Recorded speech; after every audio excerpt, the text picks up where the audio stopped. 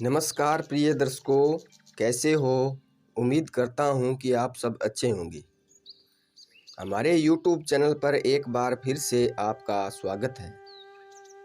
तो प्रिय दर्शकों, आज की कथा बहुत ही ज्ञानवर्धक है और आज का प्रसंग बहुत ही ज्ञानवर्धक है। आज का प्रसंग है भगवान शिव पार्वती का विवाह का प्रसंग। तो प्रिय दर्शकों, वीडियो को पूरी देखना और अंत तक बने रहना और हमारे YouTube चैनल को सब्सक्राइब कर लेना और बेल आइकन दबा लेना ताकि आगे की वीडियो आप तक पहुंच सके। जब 18 पंडितों ने पूछ लिया गोत्र और भोले बाबा नहीं दे सके जवाब, भगवान शंकर और पार्वती जी के विवाह का प्रसंग बहुत ही मंगलकारी है जो मैं इस कथा में आपको सुनाऊंगा। शिव पुराण में इसकी अति महत्ता बताई गई है।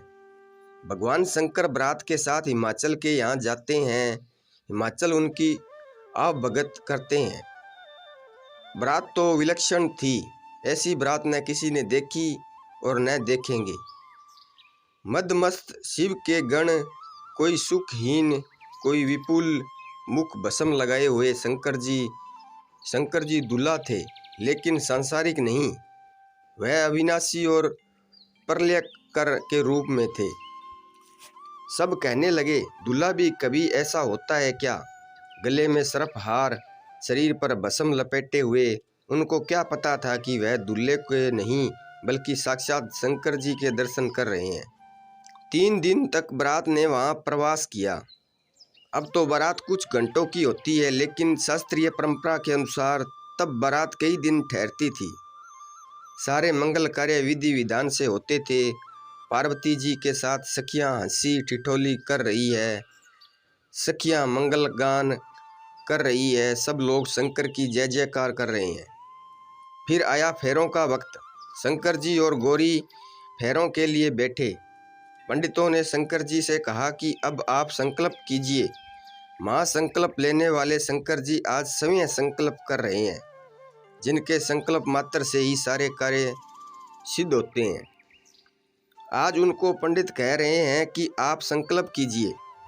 शंकर जी संकल्प को उद्यत हुए। तभी पंडितों ने उनसे पूछा, आपका गोत्र क्या है? शंकर जी हैरान, कैसे बताए कि क्या गोत्र है? कभी इस पर ध्यान ही नहीं दिया। सृष्टि के जन्म पालन और संहार में लगे रहे। शंकर जी का त्रिलोक ही गोत्र है। शंकर जी ने ब्रह्मा जी और विष्णु को देखा। दोनों ने शंकर जी को देखा और हंसने लगे। पंडित जी समझ गए कि उनसे भूल हो गई है। पंडित जी ने फेरे कराए और वहां पर जयमाल की रस्म हुई। जयमाला कराने का शास्त्रीय विधान फेरों के बाद का है।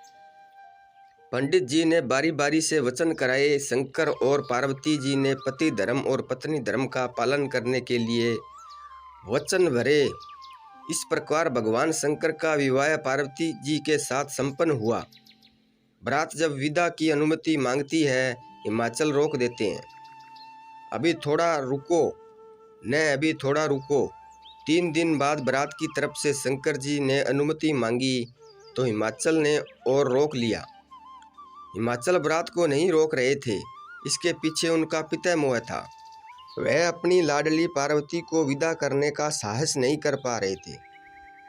करते भी कैसे? पिता का मोह होता ही ऐसा है। बाबुल के घर से विदाई के वक्त बहुत भावुक होते हैं। अतंत वह विदाई की बेला आई। पार्वती जी बारी बारी से पिता और परिजनों से गले मिली। सबकी आंखें नम थी। हिमाचल का तो रो रो कर बुरा हाल था। माँ मैना भी अपने को संभाल नहीं पा रही थी। वह पार्वती जी को पकड़कर अलग ले गई। इस विदाई की बेला में घर संसार के लिए शिक्षाप्रद सीख निकली। मैना ने पार्वती जी को पति धर्म और ससुराल धर्म की शिक्षा दी। मैना ने कहा कि आज से तुम्हारा ससुराल ही तुम्हारा घर है। कभी अपने पति की अवहेलना न करना, सदा मिलकर चलना, घर में सभी बंधु बांधव का सम्मान करना। अब तुम्हारा यही संसार है। मैना ने कहा कि स्त्री के लिए पति के समान कोई नहीं है। यद्यपि माता पिता अपनी संतान के बड़े शुभ चिंतक होते हैं, लेकिन वह मुक्ति नहीं दे सकते। इन संसार में 4 वस्तु सुख प्रदान करती है। पहला पति, दूसरा धर्म, तीसरी स्त्री और चौथा संतोष। इन चारों का ही पालन करना स्त्री से 2 कुलों की रक्षा होती है। पिता के कुल की तो वह रक्षा करती ही है, पति के कुल की भी रक्षा करती है। इसलिए तुम दोनों कुलों की रक्षा करना, हमारा मान सम्मान तुम्हारे हाथ में है। इस तरह हिमाचल और मैना ने पार्वती जी को विदा किया। तो प्रिय दर्शकों, इसमें शंकर जी की यही सीख है, विवाह आनंदो तो सब है, इसलिए वह सारी रस्में शंकर जी के विवाह में हुई जो आज होती है।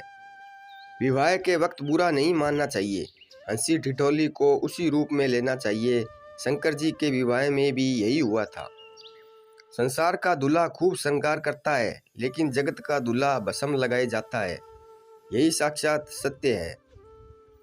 घर और परिवार की जिम्मेदारी स्त्री की होती है, इसलिए मैना उनको समझाती है कि घर कैसे चलाना है। यदि माँ अपनी कन्या को शिक्षा दे तो इससे दोनों कुलों के मान सम्मान की रक्षा होती है। पार्वती जी को मैना माँ ने यही सीख दी थी। तो प्रिय दर्शकों, ये था भगवान शिव का विवाह प्रसंग। उम्मीद करता हूँ कि आपको पसंद आया होगा। तो मिलते हैं अगली वीडियो में, तब तक अपना ख्याल रखना। जय श्री कृष्णा। धन्यवाद।